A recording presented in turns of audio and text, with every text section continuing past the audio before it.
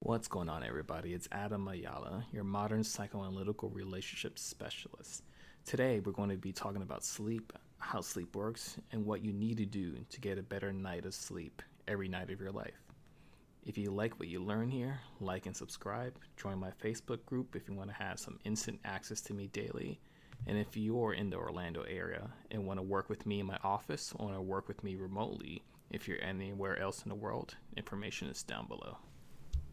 So here we go. This is on adamayala.org. It's the 7 ways to build a better night's sleep.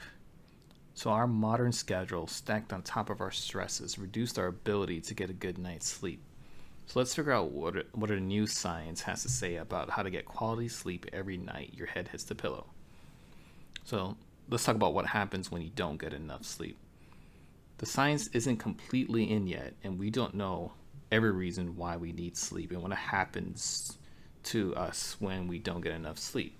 But one thing that we have found through the years in research is that when you have a sleep debt, when you have gotten less sleep than you need, that lack of sleep will do 4 things. It'll mimic symptoms of aging for your skin and mind. It will reduce your reaction times equal to those who are intoxicated by alcohol. It will increase how severely you're affected by the symptoms of diabetes, hypertension, obesity. This is also true for chronic pains or even arthritis, they found. And 4, it can decrease your tolerance to pain by 15%. So this means that pain hurts much more when you have less sleep. So if you have neurological problems where you have chronic pain, pregnancies, or when you get into accidents, if you are suffering from sleep deprivation, you're actually going to hurt more. So with 1 in 3 adults reporting that they don't get enough sleep or did not get enough quality sleep in 2018, it's a big problem. But this problem can be fixed. So the first thing to do is to get through some basic sleep hygiene. So the first thing is that you gotta let yourself start falling asleep. If you fall asleep the moment your head hits the pillow, that means you're sleep deprived, not a good sleeper. A healthy average for falling asleep is about 10 to 20 minutes. But if your face is on the pillow and you're thinking to yourself that it's taking too long, then you're not going to fall asleep and get a restful sleep. There needs to be the ability to quiet down your mind enough to let yourself start the process of falling asleep. Wordless and soothing music in the background can help with this if silence is too much. Also, though, if you're finding that silence is too much, you may want to figure out what those thoughts are and resolve those issues or get professional help for them. So there are other simple first steps you can take to start having a healthier sleeping habit. So there's 4 of them. 1 is to make your room cool and dark. And we're going to talk about why coolness and darkness matters in a little bit later. 2, use your bed for sex and sleep only. You do this so when you go to your room and you go to sleep, it's only associated with 2 other things, sex and sleep. This makes it easier for you to go to sleep. So if you use your bedroom for sex, sleep, video games, watching TV, and eating, it's not really a place that's really, for lack of terms, sacred enough in the mind for sleep. 3rd thing, you gotta avoid coffee, soda, and anything with caffeine after 3 p.m. This is just for your body and neurology. So the melatonin in your body is allowed to work within your body to help you fall asleep. And melatonin is the hormone that helps you fall asleep. And 4, turn off your television screens and phone screens at least an hour before you want to fall asleep. This is important because our melatonin, the inhibiting blue light, delays our ability to start the process of falling asleep by at least 10 minutes. Also, you will continually think about what you just watched, which hinders your ability to start falling asleep. So if you're watching Game of Thrones and right after you try to go to sleep, or any kind of TV show you're really into, it's just not going to happen. Another fact about sleep and light comes from Ken Wright. He's the director of sleep and chronobiology laboratory in the University of Colorado Boulder. He states that Light from the TV can go through your eyelids, so your brain still processes that you're being exposed to light. We'd expect that this would lead to more fragmented sleep and more arousal throughout the night, wherein your heart races and your brain waves speed up. Your ability to reach a deep and restful sleep, which is usually called REM sleep, is diminished. Also, don't lay in bed if you wake up in the middle of the night. So our natural tendency when we wake up is to try to fall back to sleep. This might not be the best thing to do. So laying in misery in the middle of the night because you woke up or you were woken up won't help you get a restful night's sleep. Get up and do something that you enjoy that has nothing to do with technology, so nothing to do with light and screens. Go to a different room. Say if you sleep in your bedroom, go to the living room or the kitchen and read a book, for instance. You do this to avoid making your bed and your bedroom a place associated with being awake. So, you've done all of this and you're still not sleeping. Well, this is because research has found that good sleep hygiene solves about 25% of our sleep problems. If you're dealing with chronic conditions such as chronic pain, restless leg syndrome, or sleep apnea, there's more to do. To more quickly learn how to sleep with chronic issues, it's best to find a sleep specialist who can help you with your particular and unique issues. So here's tip 2. You have to reset your sleep clock. Our circadian rhythms are influenced by dark, light, and the release of melatonin, which is our sleep hormone. You can control the first two much easier, dark and light, as we spoke about in part 1. And drinking melatonin tea has been found to be inconclusive when it comes to putting you to sleep. It can be that the routine of drinking the tea takes you away from the stimulation of screens and helps you fall asleep more than the melatonin tea itself. But we'll talk about that a little bit later. So there are 2 other key parts of resetting your sleep clock. The darkness you promote in your bedroom is the first step because darkness helps you lower your body temperature and promotes your body releasing melatonin so you can start falling asleep.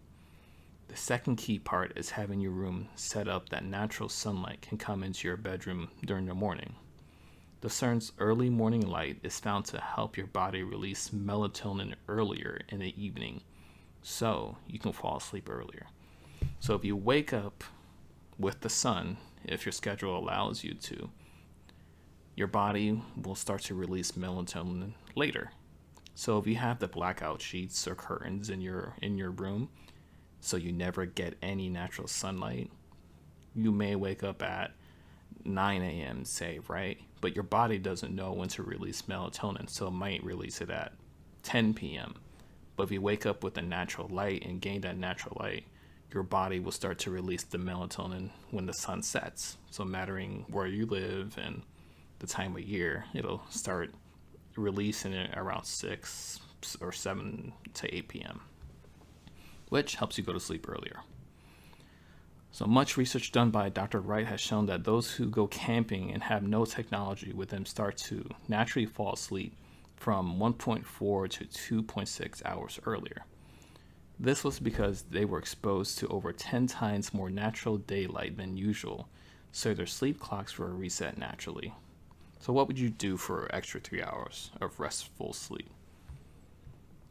If you don't have a schedule, or if you have a schedule that doesn't allow you to wake up with the sun, a light box is one way of working with your schedule, and you can look those up anywhere online.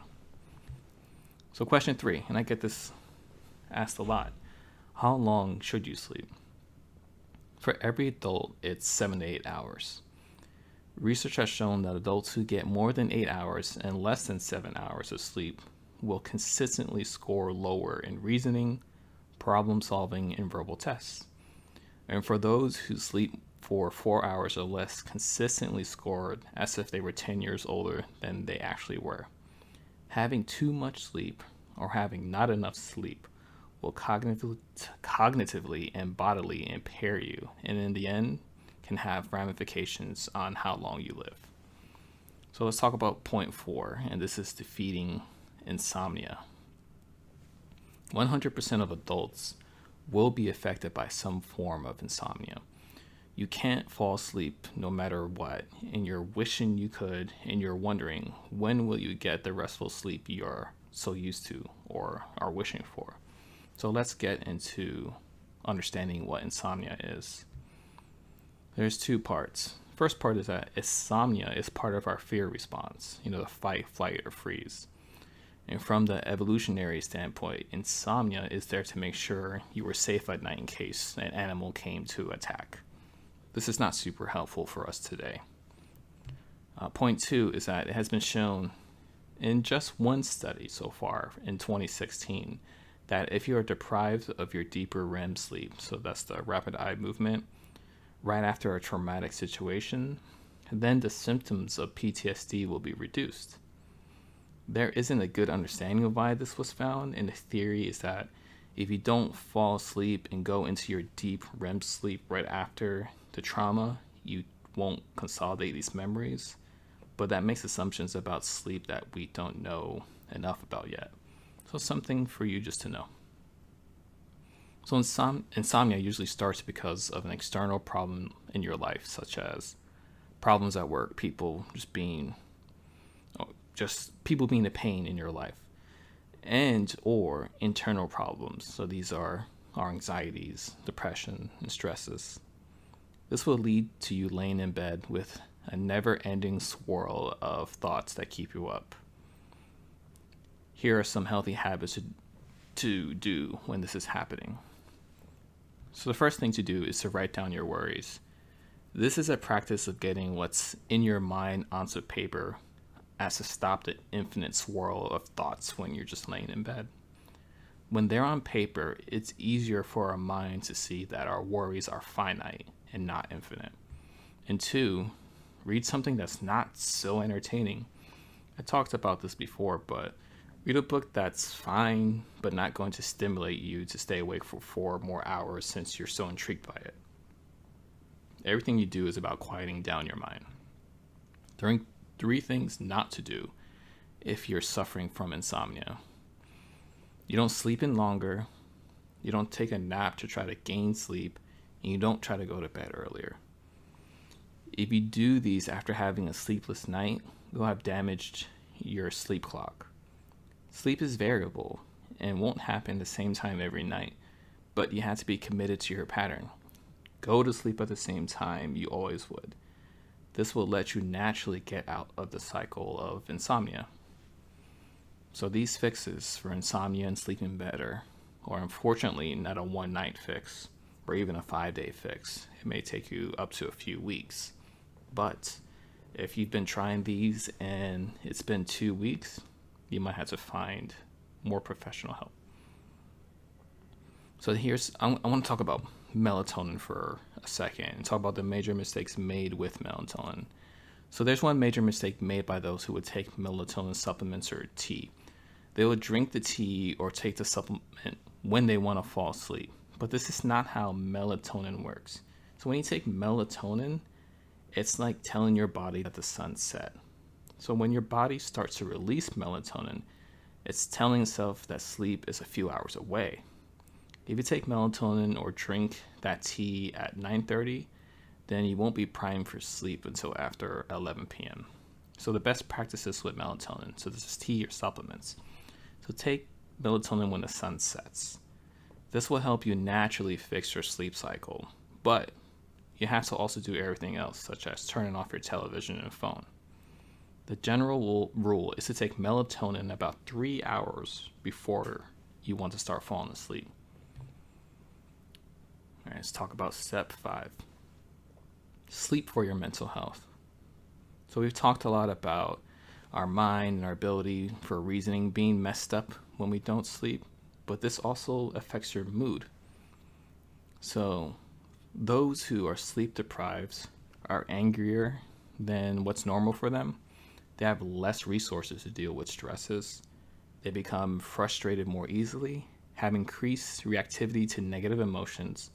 It reduces your ability to understand other people's intent, which can lead to more negative interactions with others, Also reduces your ability for empathy, since your ability to see other perspectives is severely hindered, and you are naturally avoided by others who are picking up on your sleep deprived cues. This all has to do with how sleep restores the balance of emotion based neurotransmitters such as dopamine in our prefrontal cortex, which promotes emotional control the next day. 6. Take naps. Naps should be between 15-20 minutes and happen between lunch and 3 p.m. Don't go longer than this because you will fall into your REM sleep and it will make you feel real sluggish when you wake up. So staying within the 20-minute max will help you restore your attention, your reaction time. It will reduce inflammation in your body and increase positive mood. So these benefits will last for about 3 to 5 hours. So 20 minutes isn't a bad trade-off for 3 to 5 hours of a better life. 7. What's your source of your sleeplessness? Getting a good night's sleep after night is a lot of work. You have to have your bedroom set up properly. You have to treat your bedroom properly. You don't use it to eat dinner and do other things. You have to take melatonin at the right time if you want to use that, and you have to take naps correctly during the day. And most importantly, though, you have to get your mind right. The lack of sleep is a symptom of the source. The source can be a bodily disease such as a chronic pain, which you will have to get doctors to help you with, on top of everything else you've learned here. But many times the source of your sleeplessness and these symptoms are due to the very thoughts that are keeping you up. It could be the stress of work, school, kids, relationship, finances, anything. And this is just to name a few that would keep you up. So while working with my clients, I have found that a common complaint is their lack of sleep. And when they start to get their life in order, they start to sleep better and sleep more consistently, which is actually even more important. So you can have the perfect room with the perfect schedule and the perfect mattress and the perfect pillow and the perfect tea. But if the chaos of your life is the source of your sleeplessness, then your symptoms of insomnia and sleeplessness won't ever be overcome. So most of the time, we have to invest in ourselves instead of the pillows and the teas to get what we need. What's going on, everyone? I hope this was useful for you when it comes to sleeping. I learned a lot, and now I'm going to be changing my sleep habits. You can always join my Facebook group, and you can tell us how you're changing your sleep habits and your sleep problems you have, and you can always have direct contact with me there every day. And all my contact info is going to be down below, and a link to this article in case you just want to read it will be linked down below. All right, I'll catch you all next time.